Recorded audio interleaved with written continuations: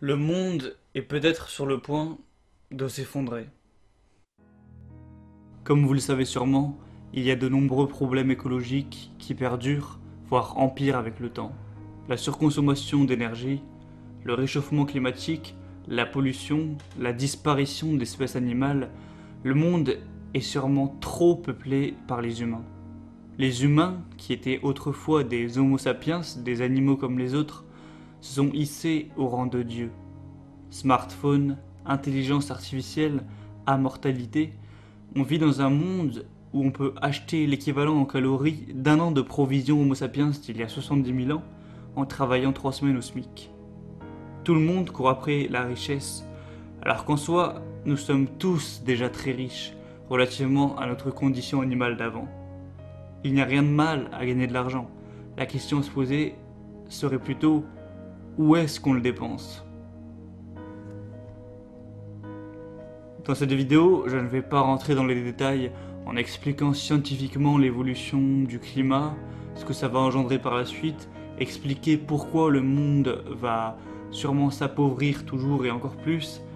De un, parce que je ne suis pas un expert, et de deux, parce que certains l'ont déjà fait, il suffit de chercher.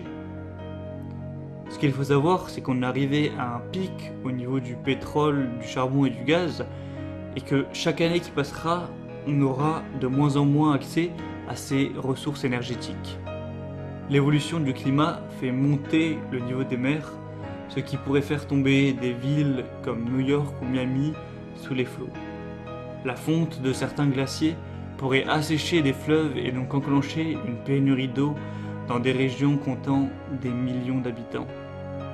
La pollution des terres, en plus d'autres facteurs, rend notre agriculture malade, sans même parler du problème éthique de l'abattage.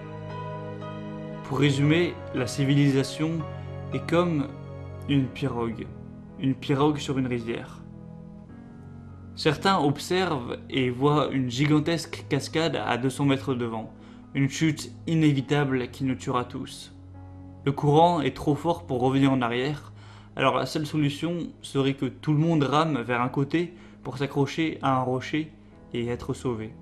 Seulement, le comportement général des individus est plutôt de se laisser aller tout droit devant en direction de la cascade. Mon discours peut paraître pessimiste, mais ce n'est pas par pessimisme que je fais cette vidéo aujourd'hui. Le pessimisme ne sert à rien. Après tout, certains optimistes font confiance en l'espèce humaine pour trouver des solutions à tous ces problèmes, que ce soit par des changements de masse ou des innovations technologiques. Diminuer artificiellement la chaleur du climat, aller trouver des ressources sur d'autres planètes, ou réussir à convertir toutes nos dépenses en énergie propre. Peut-être, après tout, l'espoir fait vivre. Les avis divergent et seul le temps nous montrera la vérité.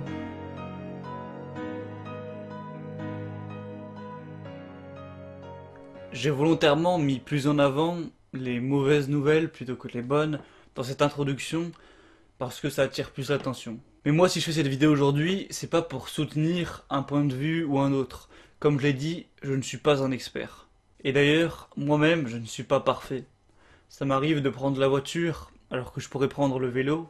Ça m'arrive d'aller manger à un restaurant fast-food alors que je sais pertinemment que l'animal qui se trouve dans mon hamburger a été abattu de manière totalement non éthique.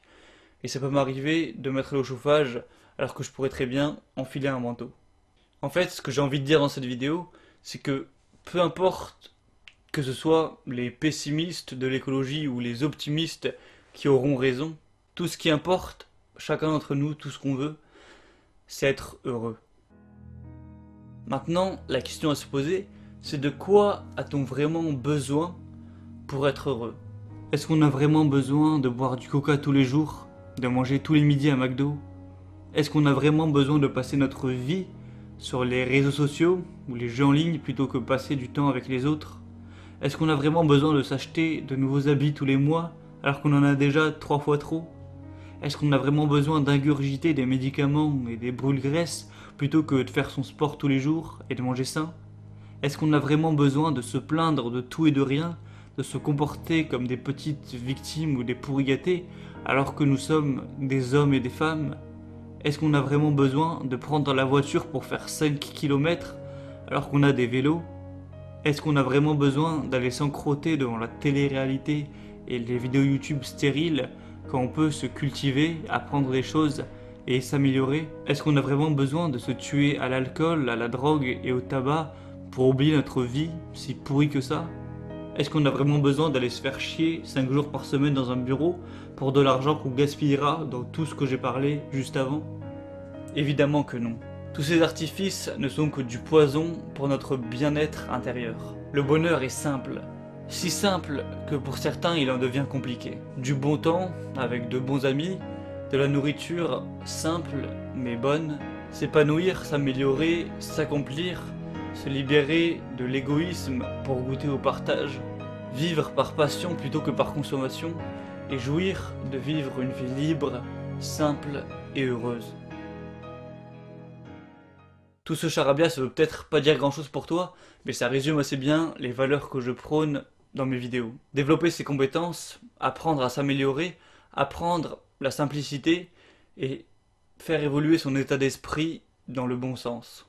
Parallèlement au sujet de la vidéo, même si ces principes n'ont directement rien à voir avec l'écologie, le mode de vie, la manière de vie que je prône, et en fait, va dans le sens des écolos. Consommer moins, vivre simplement, mais pas pour être gentil, pas dans le seul but de sauver la planète ou de sauver les animaux, mais faire d'abord ça pour être heureux.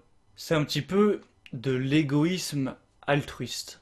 Parce que naturellement, si tu consommes moins ce que je déconseille de consommer, tu vas polluer moins, tu vas gaspiller moins, et au final, secondairement, ce sera la planète et tous ses habitants qui iront mieux. Il y aurait sûrement beaucoup plus de choses à dire, mais je vais m'arrêter ici pour cette vidéo. Je ne sais pas si la civilisation va s'effondrer, ou si l'humanité, plus puissante que jamais, va trouver des solutions à tous les problèmes pour évoluer encore plus. À mon avis, ce sera quelque chose entre les deux. Évidemment, il faut nuancer tous les extrêmes. L'écologie et le destin de la planète, c'est un petit peu un dérivé de ma philosophie. C'est un but secondaire qui ne fait que me conforter de mon choix de vie. Si les principes que j'ai évoqués t'intéressent au niveau de l'art de vivre, du bonheur, de l'état d'esprit, tu peux suivre ma chaîne YouTube. Tu peux aussi partager cette vidéo à un ami si le cœur t'en dit. Et moi je te dis ciao et à la prochaine.